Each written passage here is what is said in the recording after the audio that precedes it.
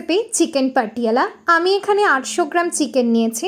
এর মধ্যে দিয়ে দেব 2 চামচ আদা রসুন আর লঙ্কা পেস্ট করে নেওয়া বাটা, তারপর 1 চামচ হলুদ গুঁড়ো, 1 চামচ কাশ্মীরি রেড চিলি পাউডার, 1 চামচ ধনে গুঁড়ো, 1 চামচ গোলমরিচ গুঁড়ো, স্বাদ মতো নুন, 2 চা চামচ ঘি। আপনারা ঘিয়ের পরিবর্তে সাদা তেলও ইউজ করতে পারেন। চিকেন পাটিয়ালাতে যে স্মেলটা বের হয় সেটা কিন্তু এই ঘিয়ের ব্যবহারের ফলেই। এরপর ভালোভাবে ম্যারিনেট করে 1 ঘন্টার জন্য আমি রেখে দেব। এটা কিন্তু একটা পাঞ্জাবি রান্না।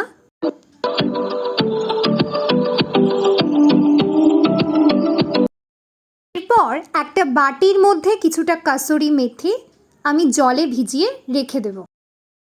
এরপর একটা কড়াই গরম করে তার মধ্যে 3 চা চামচ ঘি আর 2 চা চামচ সাদা তেল দিয়ে ভালোভাবে গরম করে নিয়ে তার মধ্যে আমরা কিছু গোটা গরম মশলা দিয়ে সেগুলোকে ভালোভাবে ফ্রাই করে নেব। এর মধ্যে কিন্তু আমি 2টো তেজপাতা আর একটা শুকনো লঙ্কাও দিয়ে দিয়েছি। এরপর 2টো মিডিয়াম সাইজের পেঁয়াজ কুচি এর মধ্যে দিয়ে দিলাম। খুব বেশি ব্রাউন করে ভাজার কিন্তু কোনো দরকার নেই এই রান্নাটাতে। এরপর ম্যারিনেট করে রাখা চিকেনটা এর মধ্যে দিয়ে দেব। এরপর মাংসটাকে একটু ভালোভাবে কষিয়ে নেব। 5-7 মিনিট কষানোর পর যে কাসুরি মেথিটা ভিজিয়ে রেখেছিলাম সেই কাসুরি মেথিটা মাংসের মধ্যে দিয়ে দেব। এরপর আমরা ততক্ষণ কষাতে থাকব যতক্ষণ না এই কাসুরি মেথি থেকে একটা সুন্দর স্মেল বেরিয়ে আসছে।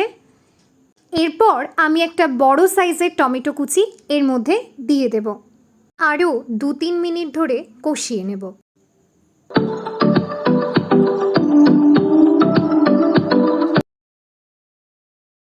কিছুটা ধনে পাতা কুচি দিয়ে ভালোভাবে মাংসটাকে মিশিয়ে নেব। 1 চা চামচ ধনে গুঁড়ো, 1 চা চামচ কাশ্মীরি রেড চিলি পাউডার আর স্বাদ মতো নুন দিয়ে আবারও চিকেনটাকে কিছুক্ষণ ধরে ভালোভাবে কষিয়ে নেব। কিছুক্ষণ কষানোর পর 1 কাপের মতো জল আমি এর মধ্যে দিয়ে দেব। এরপর চিকেনের মধ্যে মশলাগুলো যাতে ভালোভাবে ঢোকে তার জন্য আমরা 10 মিনিটের মতো চিকেনটাকে ঢেকে দেব। এরপর আমি 100 গ্রামের মতো টক দই ভালোভাবে ফেটিয়ে নিয়েছি, সেটা এর মধ্যে দিয়ে দেব। ভালোভাবে আমরা এটাকে মিক্সড করে নেব। টক দই দিয়ে খুব বেশিক্ষণ কিন্তু আমরা এটাকে মেশাবো না। এই সময় গ্যাসের ফ্লেমটাকে কিন্তু আমরা লোতে রাখবো। এরপর এর মধ্যে আমি 2 চা চামচ ফ্রেশ ক্রিম অ্যাড করে দিচ্ছি।